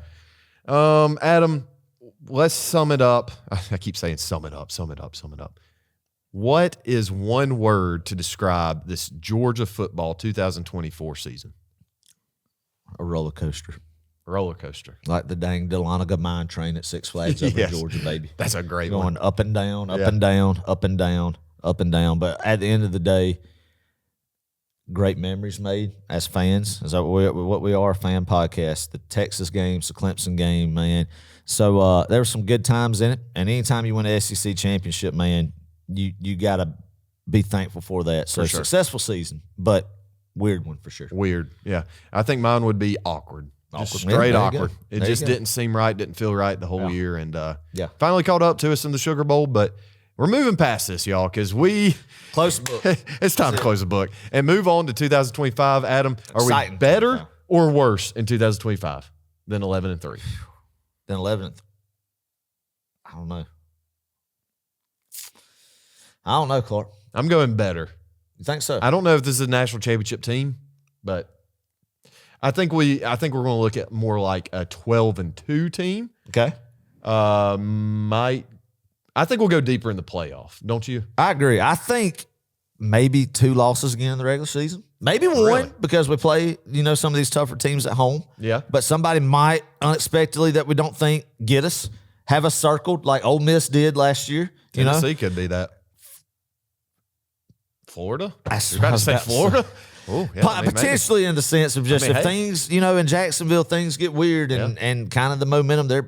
Surely not. Nah, I don't know. But yeah, Auburn? Tennessee and Knoxville, man. Auburn and Opelika. But, then you get Alabama at home, Ole Miss at home. So it's just the SEC. It's wild times now, especially with how this schedule is. It's going to be another tough schedule again, but you get these guys at home. I'm thinking 10-2 regular season, Clark. I'm not ready to say yet who the losses will be, but I do not think we'll win the SEC this year. But I do think we will make the playoffs, win a playoff game in Sanford Stadium, baby, and maybe fun. win another one and get to the Final Four, but maybe not a national championship. Yeah. Just early right now. So Yeah, I'm yeah. like you, not win the SEC, but win a playoff game or two. Yeah. Go deep. You know what this season is going to remind me of? What's Last year reminded me of 2019, so I'm just going to keep it as a trend. Okay. This year's going to be a 2020 season. think We're so? going to be good. Yeah. We're going to lose some games we probably shouldn't. Yeah. We're not going to win a national championship, but it's going to set up for 26. I think Adam. so. 26, I think. I'll just call it right now. 26, we're going to see a national championship. Yeah, and I hate to say it that we've gotten to this point too with it, man, but for this program now, the traditional ways that Kirby learned under Nick Saban of getting these guys, developing them in the program, keeping them in there for a couple years of development, sitting behind guys who will be first-round NFL draft picks. They go on leave early. These guys get plugged in as sophomores, as juniors, as starting roles, and then they get their time to go be first-round draft picks. In the portal era and NIL, you don't get to see, like Damon Wilson's a perfect example. Yeah. So it's going to be tough for that. So Georgia's going to have to, unfortunately, I hate to say this, open up the pocketbook even more, compete with these other guys, and when it's right in years, put big money on defensive front guys, skill guys, mixed in with just the development that we have of guys who want to be at Georgia. And Kirby will find that, that balance of not relying on Ole Miss, Florida State on the portal, but not being a Clemson and not going after it. Kind of done what he's doing. Maybe elevate the portal game a little bit more and spend in there a little bit more than just, the guy that's been there and kind of find the right mix. And if anybody could do it and do it the right way, it'll be Kirby Smart. He's still got another national championship or two. Oh, yeah. Before he retires early, because I don't see how in the world, especially after last year and the toll it had to take on him, that he sticks it out, until he's 74 or so. He definitely won't do that. But I still think there's some good years and a national championship or two left in the tank. But I'm like you, just early on, I don't think it'll be in 25, but still great memories. Oh, yeah. In 25 and great, exciting row 60 moments as well. We're here for it. And hey, you never know. I mean, That's Dawgs right. might put it together and strike like Ohio State did and get hot. That's right, I mean, man. I think that's part of it. You got to make it to the end of the season healthy and then That's exactly peak. right. It's healthy and peaking at the right time. Exactly. And Yep. peaking in December. Yep. And hey, Georgia still knows how to do that. We just got to do it in this new 12-team playoff. There. And I'm hoping, too, you get a lot of these guys that were underclassmen in the national championship teams that might have almost thought it was their birthright to be number one team in the nation, almost an entitlement, even though it was other guys that really did the work in that. And that's kind of now we're getting away from the 2022 season that maybe the locker room isn't as fat. Maybe they're getting back to eating off the floor. Exactly. That's what we want. Eat off the floor, baby. There we go. I want one of those shirts. They wear them in workouts and stuff. Right. It's nice. Well, hey, guys, if you've enjoyed this episode, make sure to leave us a review on Spotify or Apple Podcast. If you're watching on YouTube, make sure to subscribe to our channel so you don't miss another video. That's right. And next time, we'll be here. We'll be talking about what Georgia has to do in order to win a national championship. All right, that's the next in episode then. 2025. Okay, let's do it. And Adam, we may find us a guest for this one. We've got a couple All of right. ideas. Good deal. Somebody to hop on. That's right. And join us. In the meantime, we need to start like some health initiative. We've talked Let's do about it. this. We need to encourage everybody, We lifted including some ourselves. weights last night, Clark. We Yeah, did. You did. Yeah. We went to the fire department and lifted some weights, but we need to start like walking and shedding some. That's right. I need to shed some baby fat. I I've do got too. some myself. I need to shape up a little bit myself, man. Should we all like walk 60 miles? Let's do. Everybody's got to get in at 60 miles. What's the deadline? Till the beginning of the year? I mean, That should pretty be pretty simple, easy. shouldn't it? Yeah. We'll think on this. Yeah, let's do 60 miles before. No. For Labor Day? When is Labor Day? May? Clark. No, September. August. I don't know. It's the opening weekend of college football every year. I'm bad with holidays. The Memorial Day is in May. That's right. Yeah. Maybe Memorial Day's the day. 60 miles before Memorial It's Day? not that far. Adam, it's the beginning of March. Yeah, let's do right, Memorial Day. okay. 60 miles. I mean, hey, it's like a mile a day. Let's do it. It's a For mile a day. 2 months straight. Yeah. Saturday through Sunday. The next week, All you need is a mile. days. That's not bad. I mean, that's All right. Let's do you it. could honestly probably Okay. get it if you're just, doing work All right. at whatever. Fair enough. So 60 miles before Memorial Day. Everybody's got to wait. Not Memorial Day. Yeah, Memorial Day. Memorial Yeah. Day. Gosh, All right. sorry, y'all. Yeah, We're falling before apart the here. official start of summer, man, let's get ramped up. Let's get in shape. I like it. Yeah. Record it somehow. Fitness Take a picture. dogs, baby. Yeah, either that or if you're not into cardio, man, and you're into pumping some iron, Okay. get your maxes up a little bit. Bench max, squat max, whatever you want to do to show us your progress of that. Let's get fit on row 60, baby. During the off season. like We'll it. talk a little football too as well. Yeah. Yeah, but that'll definitely be a segment going in the off season. my gosh, I love it. Let's do it, baby. Well, y'all, we've had fun. We've got a lot to look forward to. Adam, we hey, do. spring practice is cranking up next right. week. That's right. I March love it, 11th. We got Pro Day March 12th Yeah. and then G Day April 12th. So not far off. Yeah, Adam, man. Wrap this thing up. Give us a little pep talk. Man, this is a time of year. January and February, I feel like, are just years that you're thankful for them, man. But March, you kind of just seeing, the weather gets a little bit more springtime. It gets you excited. Like you said, Clark, cannot wait for spring practice to crank up and hear reports daily on that and seeing new guys coming in, how they're progressing. And that's always exciting to me. But also, man, this year, Clark, get behind this basketball team in the year. Yeah. I don't know when you're releasing this. I guess you said tomorrow. Tomorrow night, Tuesday, March 4th, right?